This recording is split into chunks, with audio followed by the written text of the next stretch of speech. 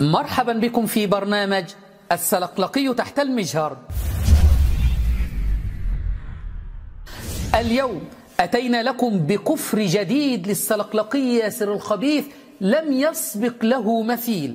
خرج علينا ناطقا بالكفر قائلا أن عين الإيمان وعين التوحيد أن نقول جميعنا أن علي هو الذي علا فقهرنا، وهو الذي يحيي ويميت، وهو الأول وهو الآخر وهو الظاهر وهو الباطن. كفر، وأي كفر؟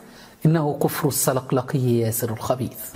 فقال، شوف دقق الآن أمير المؤمنين ماذا يقول لهم.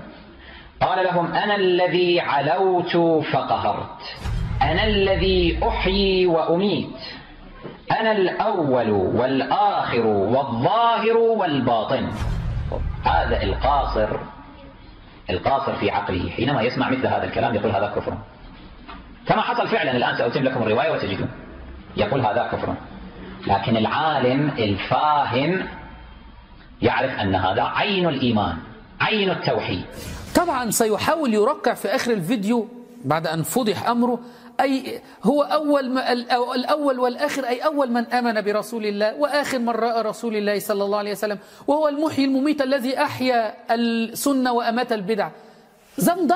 زندقة إخواني. يعني يصلح أن أنا أقول رامي عيسى أنا الخالق المحيي المميت؟ يقول خالق، أقول نعم، أنا الذي خلقت هذا الميق، أنا الذي أعطيت ابني الدواء فأحييته، أنا الذي أقتل هذا الحيوان فأميته.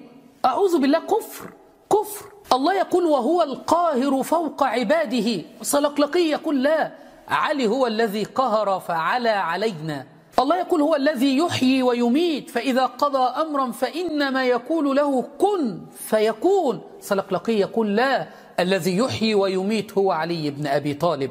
الله يقول هو الأول والآخر والظاهر والباطن، والسلقلقي يقول لا، الأول علي، الآخر علي، الظاهر علي، الباطن علي. ولا تجعل مع الله إلها آخر فتلقى في جهنم ملوما مدحورا.